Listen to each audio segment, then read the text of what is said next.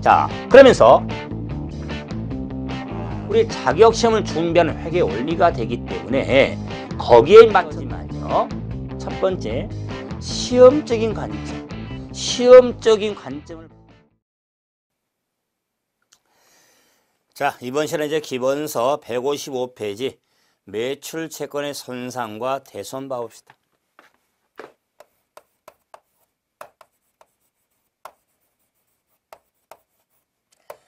매출 채권의 손상과 대손. 자, 매출 채권은 당연히 지금 자산 항목이죠. 그래서 자산 손상이라는 KIFRS 규정이 있는데, 그러면 채권의 손상에 대해서는 자, 대손 형태로 발생이 되어지는 겁니다. 그래서 대손이란 손상부터 보면은 손상은 심하게 상처 입은 거죠. 그러면 채권에 상처 입은 게 뭘까? 그럴 때 대손이라는 걸 나타나는데, 대손은 큰 손의 의미가 아니죠. 채권에서 회수 받지 못하는 상태를 대손이라고 하겠다. 그랬을 때 이 채권의 손상 대손에 대해서는 보고기간 말에 자, 검토가 이루어지는데, 그래서 보고기간 말에 객관적인 증거가 있을 때 손상을 검토하는 겁니다. 이때 객관인 증거가 있어야 됩니다. 그럴 때 이 객관적인 증거에 있어서는 뭐 채무자의 재무적 어려움 등이 객관적인 증거가 되는데, 하지만은 실업률이 증가한다거나 신용등급이 하락한다는가 또는 예상 부도 가능성 등은 객관적인 증거로 볼 수가 없습니다. 그럴 때 자, 이 객관 증거가 있을 때 상각후 원가를 장부 금액으로 하는 게 채권의 손상의 회계처리죠.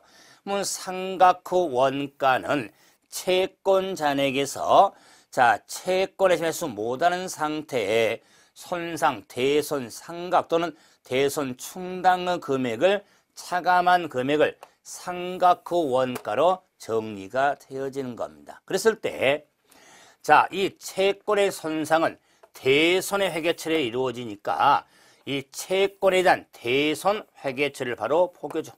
자, 그러면 채권의 대손 회계처리는 대손 상각액이 있겠죠. 대손 상각에 대손의 인식금액. 그러면 대손 인식액을 산정해서 그 인식액 회계처리는 보고기간 말에 이루어지니까 수정분계가 포인트가 돼 있죠. 수정분계. 자, 그러면 수정분계를 할 때 차변에 대손 상각비, 자, 대변에 매출 채권,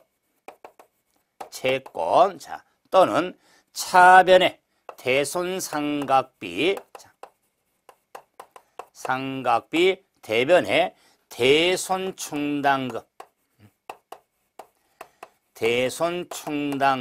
자, 회계처로서 채권에 대한 대손 인식에 따른 수정분계 회계처리는 채권서 직접 차감하는 직접법하고 충당금을 설정하는 간접법 회계처리를 모두 인정합니다. 그래서 대손 인식의 회계처리는 채권서 직접 차감하거나 충당금을 설정해서 회계처리할 수가 있습니다. 그럴 때 우리 시험적으로 관심을 두는 건 충당금 설정법이죠. 간접법. 그래서 충당금 설정법에 대해서 한번 핵심을 한번 보도록 하죠. 자, 직접법인 간접법인 충당금 설정법. 자, 충당금 설정법을 간접법이라고 그랬죠. 간접법. 일단 충당금 설정 회계처리는 기말 회계처리, 기중회처리로 구분하지만은 이런 틀에서 자, 기말, 대손의 지금 우리가 인식. 그래서 대손의 인식에 따른 기말, 보기 말에 대손 인식에 있어서 기말 회계처리에 따른 대손 인식액을 알아야겠죠. 대손 인식액. 그러면 대손 인식액은 자, 두 가지 과정이 있는데 첫째는 채권 잔액. 채권 잔액에서 추정 미래. 추정 미래 현금 흐름. 현금 흐름의 현재 가치를 차감한 금액이 대손 인식이 되겠다. 자, 또는 자, 단순하게 이 대손 인식에 대해서 채권 잔액에 자, 대손 인식 비율을 적용해서 인식 금액이 고려가 되어지는 겁니다. 그럴 때 이 대손 인식에 따른 회계처리의 충당금 설정법은 회계기간 복용 말에 계속 회계처리 의미가 있으니까 대손 인식액을 산정했을 때 보충법에 대한 회계처리가 이루어지는 겁니다. 보충법은 자, 기말 자, 수정상에 자, 우리가 정리하기 전에 만든 게 수정전 시산표인데 수정전 시산표상에 충당금 잔액을 고려해서 부족액만 채우면 되겠다. 부족액만. 자, 그래서 예를 들어서 대손 인식 금액을 한번 간순히 한번 산정하면 채권 잔액이 10,000원이다. 10,000원. 자, 그럼 10,000원에 대해서 그래서 자, 대손율이 만약에 2%다. 2%를 가정하면 인식 금액이 얼마죠? 자, 지금 2%니까 200원이 되겠죠? 200원. 자, 그러면 채권에서 추정밀의 현금의 현재 가치가 9,800원임을 알 수 있죠. 자, 맞추면은 그래서 200원의 대손 인식액 200원인데 수정전 시산표상에 충당금 잔액. 자, 대손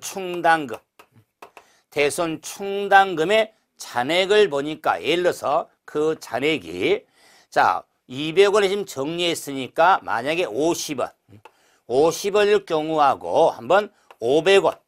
그럼 한번 둘을 한번 봐봅시다. 두 개만.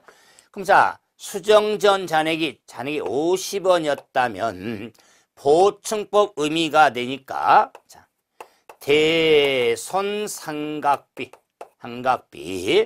자, 얼마가 되냐면 자, 이 보충법에 따라서 자, 대변의 대손 충당금.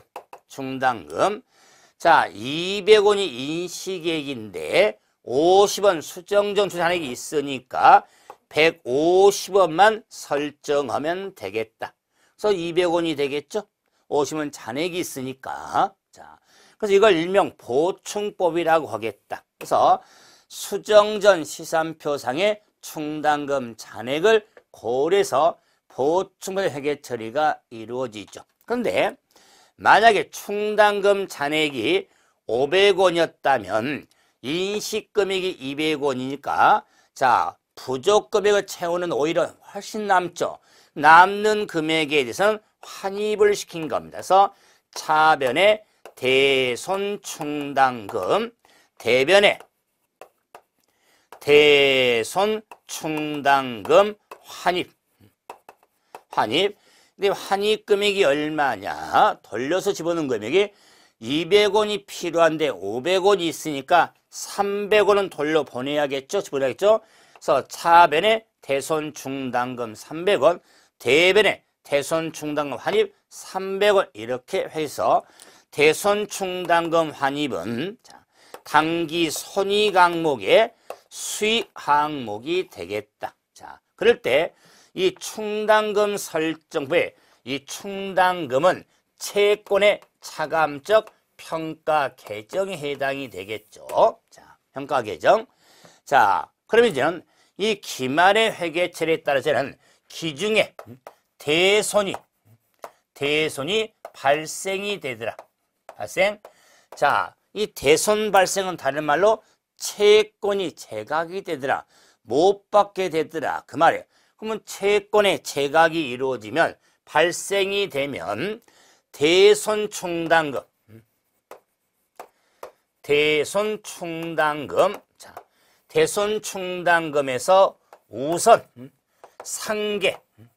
우선 상계해서 처리가 되고 그 상계하고도 부족액이 있다면 부족액은 대손 상각비로 처리가 되어지는 겁니다. 자, 그래서 대손이 발생이 되면 대손 충당금과 우선 상계하고 부족액은 대손 상각비로 처리가 이루어지죠. 자, 그래서 예를 들어서 대손 발생 금액이 만약에 50원인데 대손 충당금의 충당금의 잔액을 보니까 그 대손 충당금 잔액이 예를 들어서 30원 있을 때 30원 대손 충당금 잔액이 만약에 100원. 그럼 두 경우 봐보죠. 30원이 있을 때 100원이 있을 때 그러면 당연히 대손 30원이 있을 때 채권을 못 받게 됐죠. 대변의 매출 채권 50원. 그러면 대손 충당금과 우선 상계에서 차변의 대손 충당금 30원을 상계하고 20원이 부족하죠. 이 부족액은 대손 상각비로 처리가 되어지는 겁니다. 자, 그런데 왜 100원을 한번 의미를 뒀냐? 매출 채권 50원이 발생이 됐는데 대손 충당과 상계하고 대손 충당금 50원. 우선 상계를 했죠. 상계하고도 50원 남죠. 그 50원 남은 걸 어떻게 할 것이냐? 시샘말로 냅둬요. 이 남는 50원을 저런 게 아니라 그 남은 50원을 만약에 다음에 발생이 없다면 기말에 대손 인식을 할 때 보충법에 따라서 회계 처리하면 되는 겁니다. 그렇기 때문에 충당 및 기말에 대손 인식을 할 때는 200원이만 인식 금액인데 300원이 남으니까 300원을 환입을 시켰죠. 기말에. 근데 기중에는 대손 충당 우선 상계하고 남은 금이 닿지라도 뭐라고요? 냅둬요. 왜? 기말로 끌고 가면 되니까. 그래서 대손의 발생 회계 처리도 염두에 두셔야 되죠. 그런데 이렇게 채권이 발생된 채권에서 그냥 거래를 하겠습니까? 쫓아가서 멍석 깔든 눕든지 해야 되죠. 그렇기 때문에 이 제각된 채권에서 회수할 수가 있더라. 회수. 그럼 회수를 할 때는 단기 대손에 대해서 단기 회수할 때는 단기가 되기 때문에 취소 분계를 하면 되겠다. 그 취소 분계가 이 단기 때 만약에 30원 있을 때 만약 분계가 됐다면 취소 분계는 현금을 받아오고 차변 감옥 금액을 대변으로 옮겨라. 두 번째는 차변 금액을 대변으로 옮겨서 취소를 시켜라. 그 말이에요. 근데 문제는 전기 대손에 대해서 단기에 회수하면은 이미 재무제표가 보고가 됐기 때문에 전기든 단기 회수가 되면은 어떻게 정기했든 간에 관계없이 대손 충당금의 증가로 처리가 되어지는 겁니다.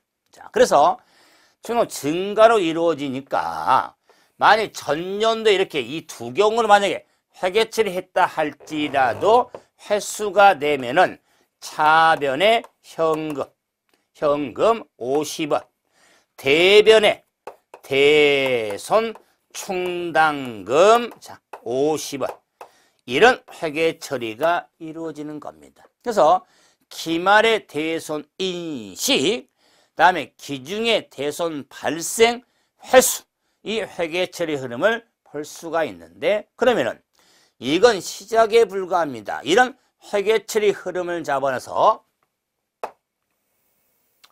계정 흐름을 좀 봐야겠다. 계정 흐름. 자, 매출 채권. 그럼 매출 채권 하면은 자, 플러스 말해서 기초 채권 매출 채권 회수 자, 기말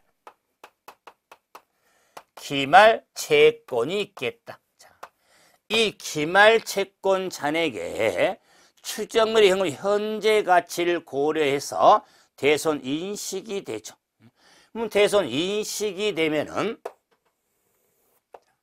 그 인식의 충당금 설정법은 대손 충당금으로 자, 설정했는데 마이너스 플러스다.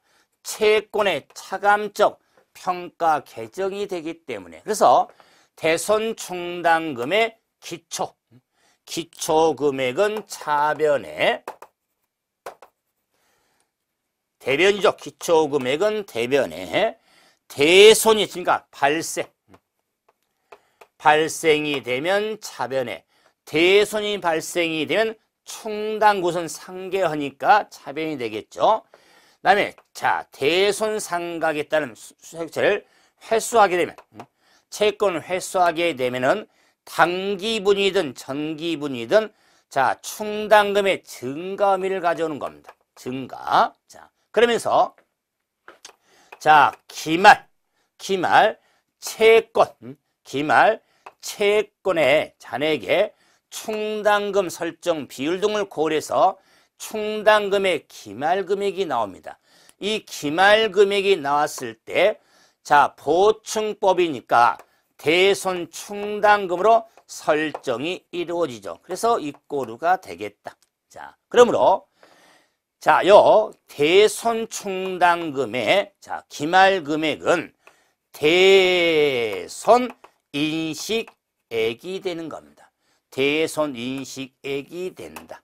자, 그러므로 대손 인식 기말 금액으로 자, 요 충당금 설정법에 따른 충당금 대변의 설정 금액은 수정분계 금액이 되는 겁니다. 이건 수정분계 금액. 자, 그래서 수정분계 금액은 차변의 대손상각비 대변의 대손 충당이니까 상대방 계정 과목을 굳이 써본다면 대손 상각비가 되겠죠. 자, 그래서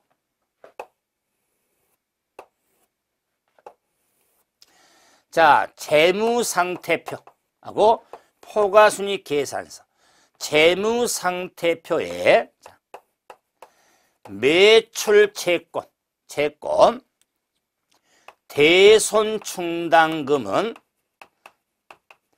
차감한 형식으로 자 계상이 되는 겁니다. 그래서 기능별, 성격별 C야에는 대손 상각비 금액이 기록이 되어지겠죠. 기록이. 자, 그랬을 때 이걸 한번 자 금액적인 가미를 한번 해본다면 대손 인식액은 대손 충당금의 기말금액이죠. 그래서 재무상태표는 기말금액이 들어온 거에서 채권의 기말금액 이 기말금액이 자 기입이 되고 대손 인식액 충당금의 기말금액이 기록해서 금액을 차감한 금액이 나오겠죠. 이 금액을 채권의 장부 금액이 되겠다. 이 채권의 장부 금액을 채권의 상각 후 원가라고 하는 겁니다.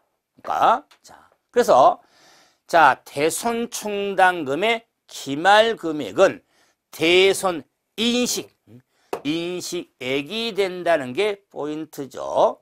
그래서 기말 충당금 잔액은 대손 인식액이 되겠다. 자, 이 금액에 충당금은 차감한 형식으로서 상각 후 원가를 장부 금액은 회계 처리가 충당손의 대손 인식의 회계 처리가 되는 겁니다. 그럴 때 포괄순위 계산서에 대손 상각비로 기록할 자, 금액은 대손 충당금의 대변이요 설정금액 이 대손 상각비로 비용으로 계상할 금액에 해당이 되어지는 겁니다. 그런데 이 대손 충당료 기초금액은 전년도 말에 대손 인식액이 되겠죠. 그럼 발생금액, 대손이 발생한 금액, 회수된 금액. 자, 그래서 기초 발생 회수 설정 기말 또는 대손 충당금 개정의 기입 내용과 채권은 너무나 당연하고 그래서 재무상태표 포괄순위 계산서로 흘러가는 기입하는 내용들을 확인을 좀 하셔야 됩니다. 자, 그래서 대손에 따른 회계 처리에 대한 흐름의 큰 틀을 한번 살펴봤는데 그럼 이제 자, 저제 자, 189페이지 31번 한번 봐볼까요? 자, 31번 자, 한번 봐봅시다. 31번 자, 페이지 자, 189페이지 31번 자, 정기말 외상매출금 대손 충당이 각각 32,500원일 때 당기 매출액은 82,000원이다. 외상회수액이 89,000원인데 한국이 외상매출금의 기말자량의 10%를 충당했을 경우 당기 대손상각비가 얼마나 될까? 그러면 대손 충당금의 인식금액은 채권의 기말자량의 10%죠. 그렇기 때문에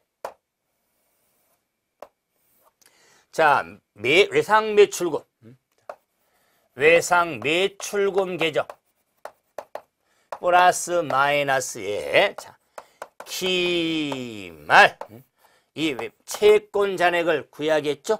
자, 그랬을 때 자, 전년도 말 금액은 기초 금액이니까 35,000원. 기초 15,000원. 당기 외상 매출액이 자, 얼마냐? 82,000원. 82,000원. 회수 금액이 89,000원이다. 89,000원. 자, 그래서 자, 기말 채권 잔액이 얼마가 되냐면 28,000원이 되겠다. 8,000원. 그러면 기말 채권이 28,000원이 되겠다. 자, 그래서 요 28,000원에 전에 10%를 대손 자, 상각비로 집니다. 대손 충당금으로 설정을 하게 된다. 그래서 28,000원에 10%니까 대손 충당금 보세요. 자, 그러면 대손 충당금 계정 자, 그래서 마이너스 플러스에 자, 기말 자, 대손 충당금의 금액은 이건 대손 인식액이죠. 대손 인식액으로서 28,000원 곱하기 10%가 되겠대서 2,800원이 되겠다. 800원. 자, 그럼 2,800원이 대손 충당금으로 설정할 금액이 될 수가 있죠. 자, 그런데 보충법이잖아요. 보충법은 수정전신 잔액을 고려해야 되니까 전기 말에 대손 충당금 잔액이 2,500원 그랬죠? 자, 그러면 기초 충당금이 2,500원이었다. 2,500원. 자, 그리고 자, 기중에 대손 발생도 없었고 회수도 없었다. 그러면은 수정전 시산표상에 충당금 잔액이 2,500원이죠. 그렇기 때문에 자, 대손전 설정 금액은 300원이 자, 되는 겁니다. 그래서 300원이 답이 되죠. 왜 2,800원이 아니라 300원이 되냐? 이런 관점에서 때 생각해 보세요. 자, 28,000원에 10%를 설정을 했으니까 10% 설정했으니까 2,800원이 아니냐? 자, 그런데 자, 충분 설정 금액을 물었지만 수정 전 잔액에 2,500원 잔액이 있잖아요. 이게 보충법 의미가 되니까 300원이 설정액으로 붕괴할 때 차변에 이 300원 붕괴되겠죠? 차변에 대손상각비 300원 300원 대변에 대손충당금 자, 설정금액 300원 자, 이런 수정 붕괴가 이루어지는 겁니다. 붕괴가 자, 그래서 300원이 왜 답이 되는지 자, 이래서 가장 기초적인 문제인데 놓칠 수가 있습니다. 자, 그럼 이제 191페이지에 37번 우리 지난 가장 따끈따끈 한번 문제 한번 확인해 보죠. 37번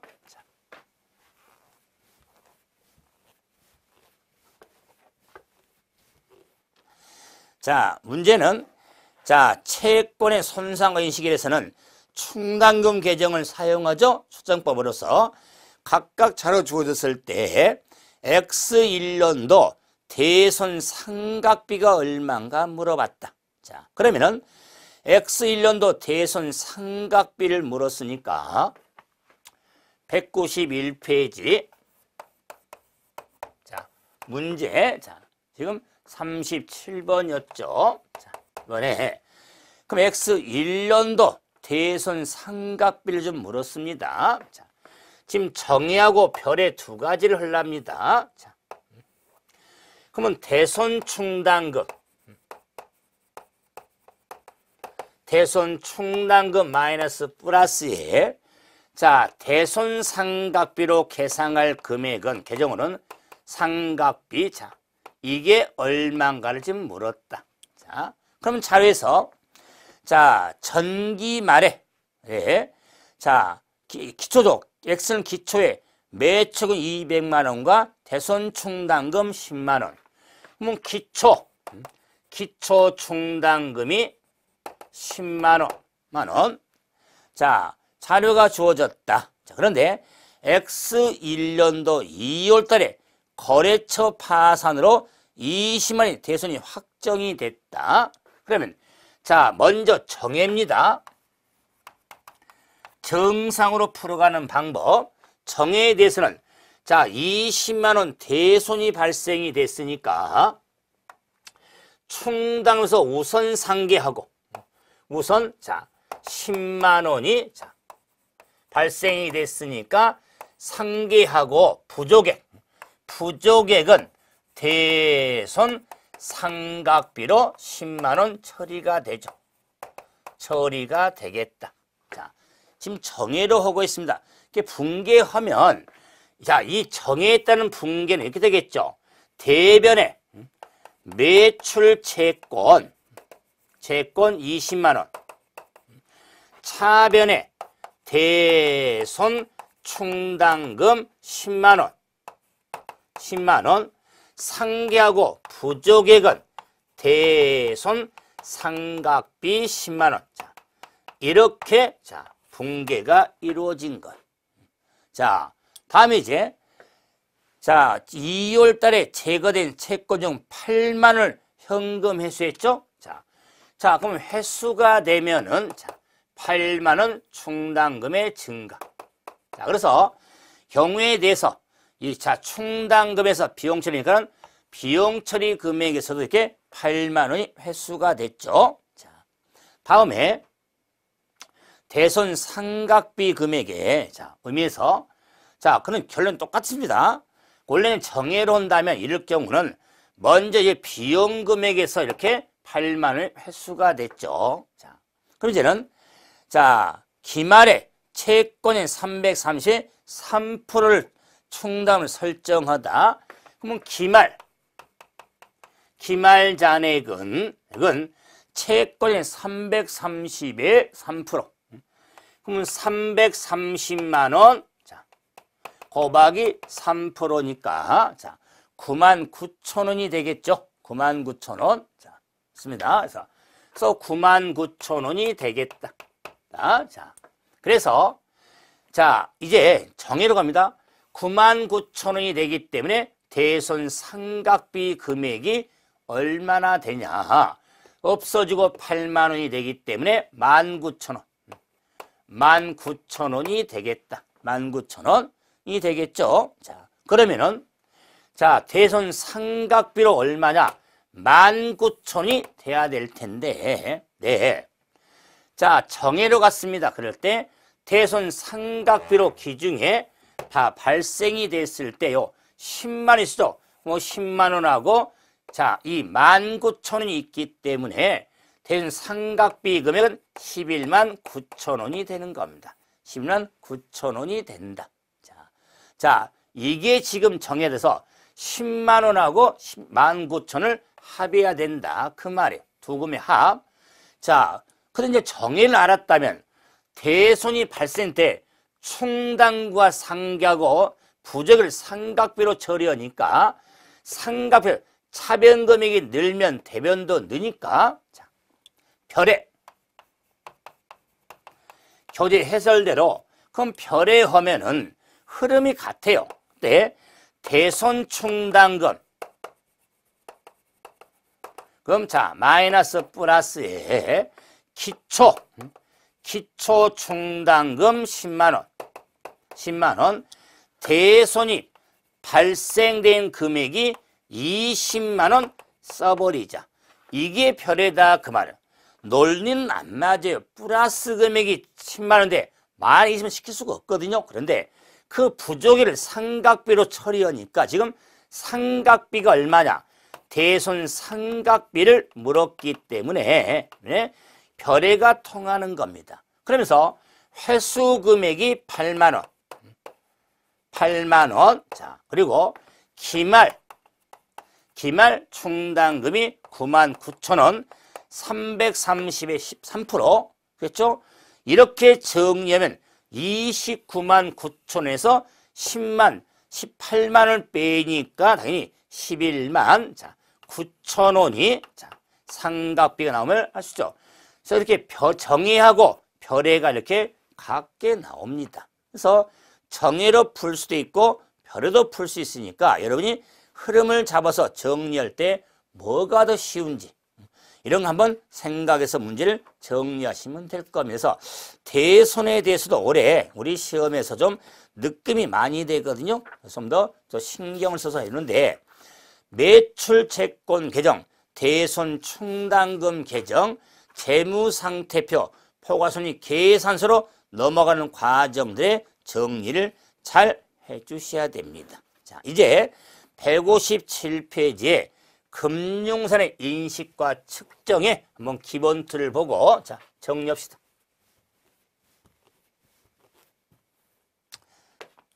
금융자산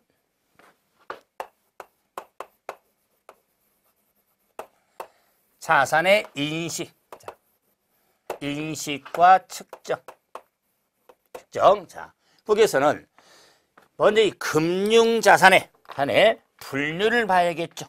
그래서 자 우리 금융상품의 금융자산 하면은 자 크게 당기손익, 인식, 금융자산, 자 대여금, 수취채권, 대여금 및 수취채권, 그다음에 만기보유, 금융자산, 매도 가능 금융자산으로 자 분류가 되죠. 그럴 때 단기 매매 금융자산은 자 다시 단기 매매 금융자산 자산과 단기 손익 인식 지정 금융자산으로 자 분류가 되어집니다. 자, 그럴 때 관심 두는 건 단기 매매 금융세 인식과 측정과 매도 가는 금융세 인식점에서 핵심을 두게 되죠. 단기하고 매도 구분 잘하셔야 됩니다. 그랬을 때 이런 금융세 분류에 있어서 자, 지분증권이 있고 채무증권이 있습니다. 채무증권, 지분증권 하면 주식, 채무증권 하면 사채를 의미하는데, 그럼 자, 지분증권, 채무증권을 취득했을 때 주식을 취득하면 단기 손익이나 자, 매도가는 분류할 수 있고, 사채를 취득하면은 단기 손익이라든가 만기보유라든가 매도로 분류할 수가 있습니다. 그래서 만기보유 금융자산은 지분증권은 분류될 수가 없다. 왜? 주식은 만기가 확정된 증권이 아니니까. 그래서 만기보유는 만기가 확정된 증권을 말하거든요. 만기가 확정이 돼야 돼요. 자, 그러기 때문에 주식은 만기성이 없으니까 매 만기로는 못 들어오겠죠. 그러나 사채는 단기 손익이든 만기든 매도로 다 분류될 수가 있다는 하나 주의해 주시고, 그러면서 자, 인식 측정에 있어서 자, 최초 인식에 있어서는 공정가치로 합니다. 공정가치로 인식을 한다. 그래서 공정가치로 인식하는 건 똑같습니다. 공정가치로 인식한다. 그런데 그 공정가치의 거래원가를 플러스 거래원가. 자, 그래서 단기손익 인식 금융자산은 공정가치로 인식하는데 거래원가를 가산하지 않습니다. 다른 금융사는 가산하기 때문에 구분 잘하셔야겠죠? 단기손익 금융사는 공정가치로 거래원가, 즉 수수료, 증권 수수료 등은 가산하지 아니한다. 그러나 다른 금융은 가산하죠. 다음에 후속 측정에 대해서는 평가 과정인데, 후속 측정에 있어서는 공정가치로 평가하는데, 단기손익은 공정가치로, 대여금 수취 채권은 상각 후 원가로, 만기보유도 상각 후 원가로, 매도 가능은 공정가치로 자, 측정이 평가가 이루어지죠. 자, 그럴 경우에 이 평가에 따른 평가 손익을 인식하냐 안 하냐? 자, 단기 단기 손익은 자, 평가 손익을 인식합니다. 인식하는데 상각 후 원가는 평가 손익을 인식하지 않습니다. 만기보유도 평가 중 인식하지 않죠. 매도 가능해서 공정가치로 평가할 때 자, 평가 손익을 인식을 합니다. 그럴 때 이 평가 손익을 인식을 하지만 단기손익 금융사의 인식의 평가 손익은 단기 손익으로 처리하고 매도하는 금융의 평가 손익은 기타 포괄 손익으로 인식한다. 그래서 99%도 아니죠. 100% 단기 매매 금융 평가 손익은 단기 손익으로, 매도 가능 금융사의 평가 손익은 기타 포괄 손익으로 처리가 이루어진다. 자, 그래서 평가 손익의 인식. 자, 그럴 때, 자, 이런 금융의 처분이 이루어졌을 때, 네, 이 처분에 따른 손익, 처분 손익에 대해서는 단기든 대여금이든 매도든 만기든 간에 다 인식을 합니다. 인식을 하는데 단기든 대여금이든 만기든 매도 가능이든 이 처분 손익은 다 단기 손익으로 인식이 되어지는 겁니다. 단기 손익으로 인식한다. 그랬을 때 금융산의 회계처리 정리하기 위해서 금융 분류부터 처분까지 는 자 지문형으로 역시 시험 예상도 되고 뭐 계산 흐름도 가겠지만 금융자산의 인식, 측정, 좀 최초인식, 후속 측정, 처분까지 과정의 규정을 꼭 확인을 좀 해두셔야 정리가 되어진 겁니다. 그래서 이런 문제 한 문제 보면 정리할 수 있죠. 자, 교재 페이지 자, 문제 하나 봐봅시다. 지문형 확인하기 위해서 192페이지 38번 봐보세요. 자, 8번 우리 지난해 따끈따끈한 문제 금융자산과 관련한 회계처로서 옳지 않는 걸 함자 지분상품은 만기보유로 분류할 수가 없다. 자, 지분상품, 지분증권은 만기로는 분류할 수가 없습니다. 자, 두 번째, 매도 관련해서 발생한 배당금 수는 기타 포괄 손익이다.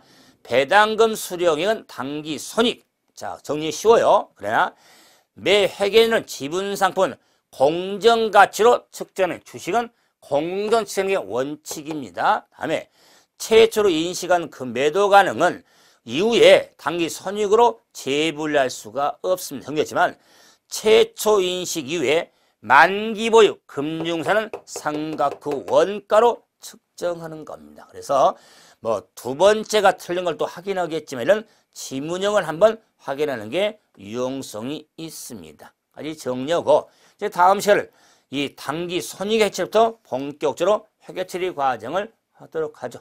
이번 시간은 여기서 정리하죠. 수고하셨습니다.